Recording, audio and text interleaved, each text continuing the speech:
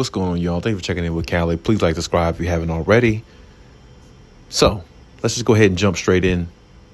So, rumors have been going around about James Harden. Everybody know what happened in Game 7. He flopped, he choked, and he flat out just didn't show up. And he basically just pissed on his leg that whole game.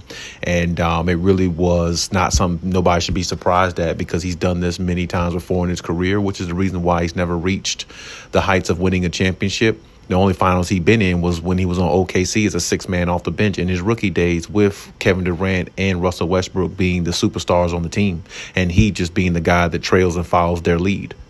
But when you look at James Harden all the way to this point now, he's played with a lot of superstars. He's played with a lot of talent, and he's also a talented player himself, but he has not reached the heights of getting close to a championship because of his Game 7 woes. And his Game 7 woes or issues, however you want to categorize that, is the fact that he doesn't show up in big games when you really need him to. And Game 7 is his Achilles heel. He will show up in a Game 5 or 6, show up maybe 2 decent games in the playoffs, and then other games he's kind of like hit or miss, and let alone not to be found. So when you look at it from that perspective, James Harden's value really, to me, has gone down so much. It's hard to really remember a lot of the good things he did in the regular season in his Houston days, because the regular season never amounts up to the playoffs.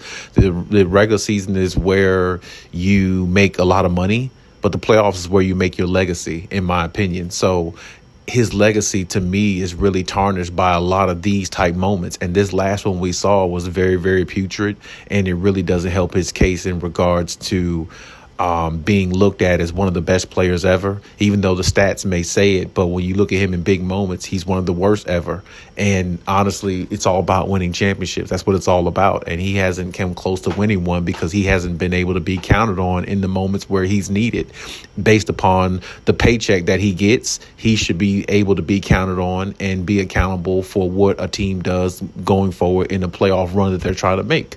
And this year, of course, he played well for the Clippers, but in the Game 7 against the Nuggets, it really just negated a lot. In that series against the Nuggets, it negated a lot, because there were other games 3 and 4, I think, where he only had like 22 points combined. So, I mean, he really didn't play good the whole series besides Game 6, really, and maybe Game 1 also. But my point is, now with all that happening, he's going to opt out of his contract, is what the reports say. So if he opts out of the contract, that could be a problem for the Clippers, I think, because opting out just means you're going to request for more money. And I think the Clippers are really not in much position to make other hedgeways, because they probably going to end up giving him that money because they have nobody else to give it to. The Giannis situation is one that could happen for the Clippers. But, I mean, there's no guarantee of Giannis coming there. There's no guarantee of anything they might pick up in the offseason, or who they might trade to get a valuable piece in the offseason. And then on top of that, is it going to be a point guard that you really trust? It's really, really hard to say. So, I mean, the Clippers are in a tight spot. They might end up really giving him the money that he asked for, which is going to be close to Kawhi Leonard's contract, which would be very, very far-fetched, in my opinion, because he is not a Kawhi Leonard, and he is the one who doesn't show up in big moments. And even though the Clippers organization knows that, they just might not have many other options to go to but him, which really puts the Clippers in a bad state to me. So him opting out of his contract puts the Clippers in the worst state, because they have no other options really to go to but him. And the fact that they can't trust him in the playoffs, they don't want to get worse at the point guard position, so they rather keep him, probably, rather than just try to get worse at the position and don't have any attractive pieces there for Kawhi Leonard to want to stay. So, I mean, it's a very, very tough spot the Clippers are in. But if I were them, I wouldn't even care. I would get rid of James Harden and let him walk, because honestly, he's not going to help you in big moments that you need. He's shown it 2 seasons in a row. The year before last, when it was him and Paul George leading the team because Kawhi was hurt in the first round against Dallas. He only played the 2 games, which Kawhi looked nothing like himself.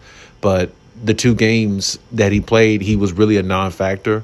And then the big game that they had, where they came out and won a game on their home floor or something like that, they go into the next game in Dallas and lay an egg. James Harden and Paul George laid an egg in that series, which really downed that series, and the Clippers were down for the count after then. And then this past season or playoffs here, with them playing the Denver Nuggets and Jokic, the Game 7 happened. So it's like when you look at James Harden history, it's really nothing there for you to say substantially that you really want him on your team and he can help lead a team win a championship. Because honestly, the point guard is very, very important when it comes to winning championships. They call out the plays, they set the plays, and they get the superstars involved how they need to be to get their shots off. Only difference with this situation is James Harden is revered as a superstar as well, even though he has point guard tendencies and shooting guard tendencies. But either way, your point guard has got to be secure in who he is and play with a mindset of when it's time for him to take over and be dominant, he needs to be that along with other superstars on the team. You know, everybody needs to chip in. So I don't really think James Harden is going to change anytime soon. Nothing about his game, nothing about himself. He's been playing way too long to make these changes. And I think the Clippers are just in a tough spot because, you know, you want to attract more pieces to L.A. and on the Clippers side. But when they look at games like Game 7 with James Harden, does that make other pieces, other superstar players want to come there? They may want to come there because they know Kawhi is going to show up, but at the same time, they don't know about Kawhi's health. So you might have a superstar or other players from like a Giannis or somebody like that thinking, yeah, I would like to come to the Clippers, but can I trust Kawhi's health? This year proved maybe so, possibly.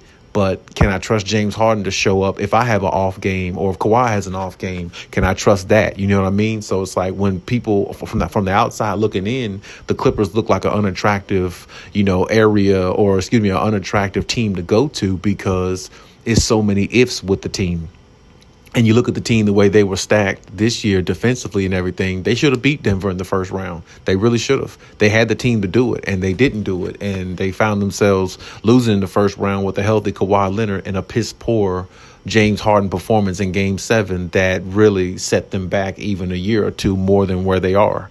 So, I mean, when you look at things in its totality, honestly, the Clippers should still take that chance, in my opinion, and get rid of James Harden and just start all over with any point guard they can get. Because, it can't be no worse than James Harden, honestly. You may not have somebody who can put up the points that he can, but what is the points that he could put up when he doesn't put them up when he needs to in big moments? Points don't matter if you don't put them up when it's time to do it. So, if he's not putting them up in a timely fashion when needed, then it's really all for nothing because you still go out in the first round. You can go out in the first round without James Harden on your team. The Clippers are good enough to make the playoffs without James Harden on the roster and losing the first round without him. They don't need another player like him who can supposedly put up all these points and losing the first round with him on the floor, paying him all the extra money. It really just doesn't make sense to me.